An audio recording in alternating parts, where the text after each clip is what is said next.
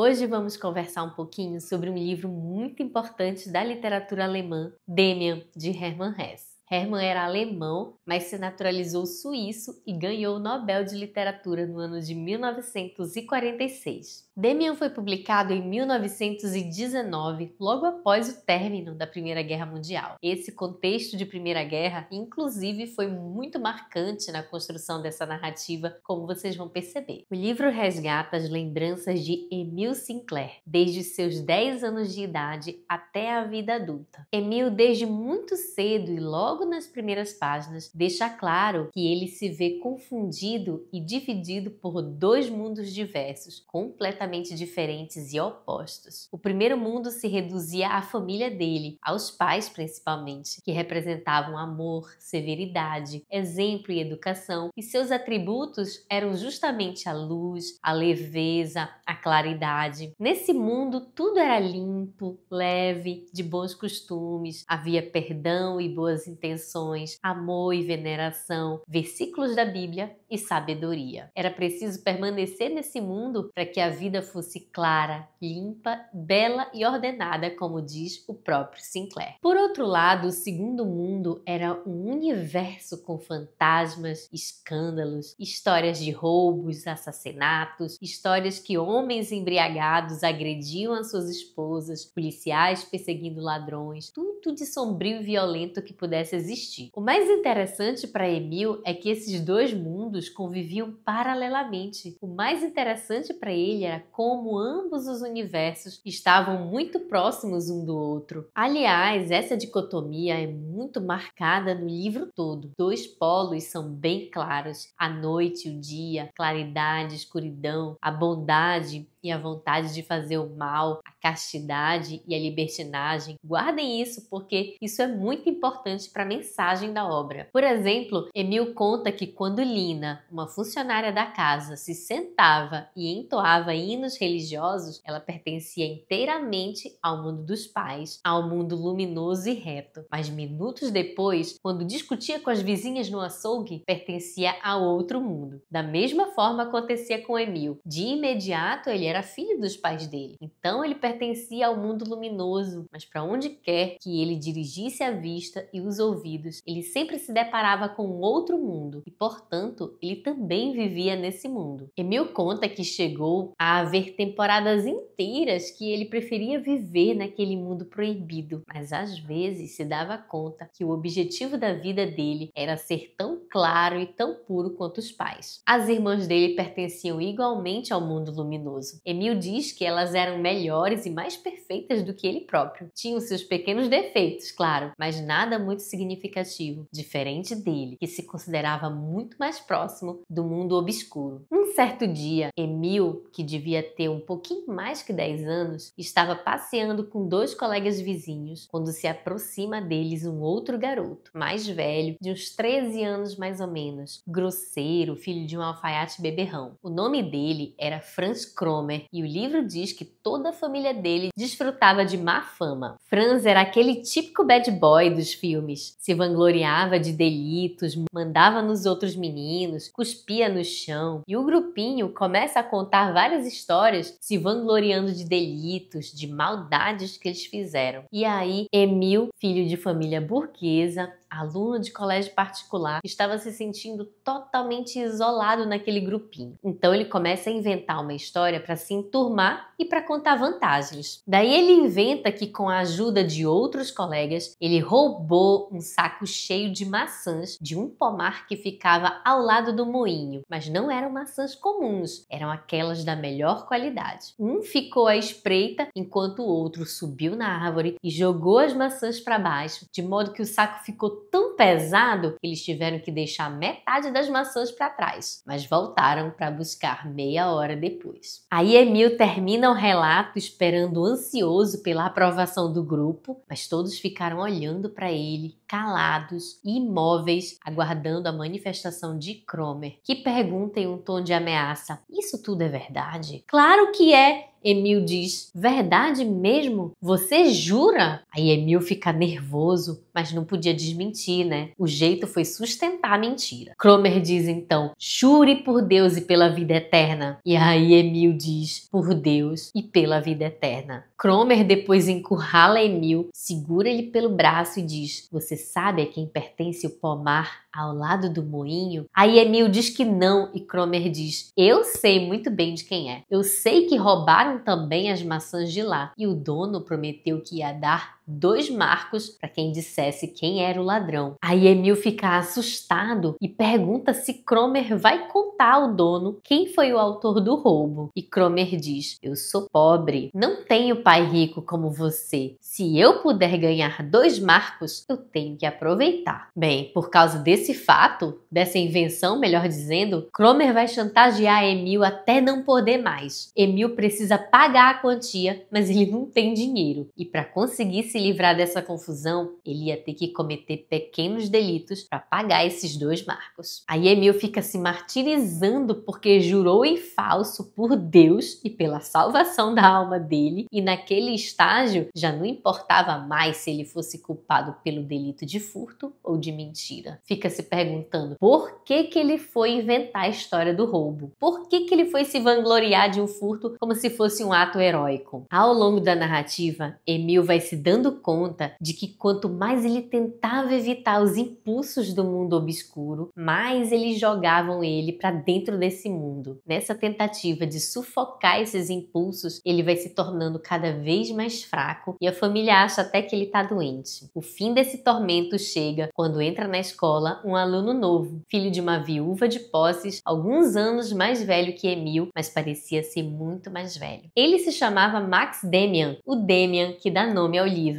O semblante de Damian refletia inteligência, claridade, firmeza. Damian vai ser uma espécie de guia espiritual, um guru de Emil, o que aproxima essa narrativa do misticismo, como vocês vão perceber. O primeiro diálogo que eles têm é na saída da aula de religião, em que Damian discorre sobre a história de Caim e Abel. Ele reflete que a história de Caim poderia ser interpretada de uma maneira diferente. Na Bíblia, Caim mata Abel por inveja, por ciúme, vocês lembram? Depois, Caim fala para Deus que está com medo de que as pessoas o matassem por retaliação, e Deus coloca um sinal em Caim para protegê-lo. Então, Damian diz: não é estranho que a covardia seja premiada com uma distinção que ampara Caim e inspira medo aos demais? Damian segue explicando sua teoria, dizendo que aquele sinal fazia com que as pessoas tivessem medo de Caim e de seus filhos. Mas, naturalmente, o sinal que o homem trazia na face não era material. Possivelmente era algo sinistro que era perceptível somente se as pessoas tivessem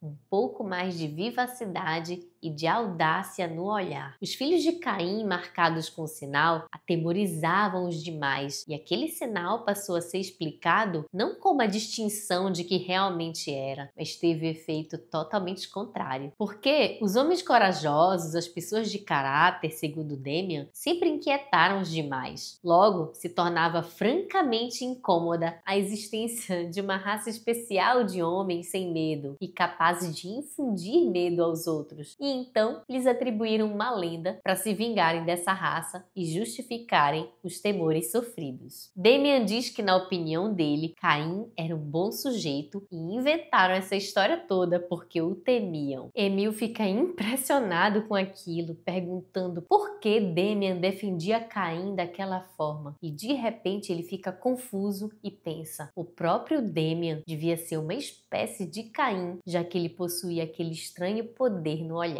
É Damian que envolve Emil em diálogos e reflexões que o levam a duvidar de todos os fundamentos da educação dos seus pais. E isso faz com que, pouco a pouco, Emil acredite que a vida necessita desse equilíbrio entre os dois mundos, entre o divino e o terreno. Ele diz que algo estranho se passava com ele, que a vida agora estava em completa desordem, pois antes ele vivia num mundo limpo e claro e passou a vida sendo uma espécie de Abel e agora estava mergulhando de cabeça em Caim. Essa reflexão mexeu tanto com ele que algum tempo depois ele resolve perguntar ao seu pai, homem religioso e temente a Deus, o que ele achava da ideia de Caim ser superior a Abel. A resposta do pai já era previsível, né? Ele diz que isso tudo era uma teoria insensata, que não passava de uma invenção do diabo para destruir a fé. A história vai ganhando profundidade à medida que Emil vai crescendo e vai tendo a consciência de que ele precisa destruir o mundo que o forjou e criar um outro totalmente novo, o que é muito forte no livro e se consagra na famosa frase: quem quiser nascer precisa destruir um mundo. Nesse romance há várias referências a Nietzsche, algumas mais diretas, outras mais implícitas. Aliás, todo esse caos da mente de Emil tem muito da essência da filosofia de Nietzsche. Quando Demian surge, ele também resolve o problemão que Emil tinha com Cromer. Não dá para saber exatamente o que ele faz, mas depois de uma conversinha que Demian tem com Cromer, ele some da vida de Emil e nunca mais atormenta a vida do nosso protagonista. Interessante porque não é Emil quem resolve a encrenca com Cromer, é Demian, percebem? Emil passa a lembrar, ouvir, seguir Demian em tudo. E muitos estudiosos da obra dizem que Demian é uma espécie de demon, como se fosse um espírito que anda com Emil, dizendo como ele deve agir, o que ele deve fazer, enfim. Daimon do grego é traduzido como demônio ou espírito, mas não é no sentido que a gente conhece. Os gregos clássicos conceituavam daimon como um espírito puro, que não era homem nem divindade, e ganhou mais projeção com os textos de Platão, que descrevia Sócrates recebendo mensagens de daimons. Nesse contexto socrático, daimon seria a voz interior que alertava as pessoas sobre aquilo que não deveria ser feito. E essa tradução de daimon para demônio não é também de conotação negativa, não se refere ao sentido de demônio que a gente entende hoje. Os gregos antigos tinham uma definição muito clara do que eles chamavam de eudaimonia. Muitas vezes essa palavra é traduzida como felicidade, contentamento, mas me parece que não é bem assim. A verdadeira felicidade para os gregos antigos seria uma fidelidade ao eu interior, a esse daimon. Então, voltando, Demian acaba sendo um trocadilho para esse daimon de Emil. Existem outros personagens e figuras importantes nesse livro, mas eu deixo para vocês. Se atentem a Pistorius, mais uma pessoa que vai ajudar Emil nessa jornada. E também se atentem a simbolismos do pássaro e de Abraxas, uma figura da mitologia gnóstica que incorporaria simultaneamente o bem e o mal, bem sugestivo para essa obra, hein? Toda essa dicotomia vai fazer você pensar e muito no encontro do homem com ele mesmo. Como diria Hess, a vida de todo ser humano é um caminho em direção a si mesmo. Me contem aqui se vocês já leram ou se pretendem ler essa obra. Aproveitem e deixem a sugestão para o próximo vídeo. Até mais!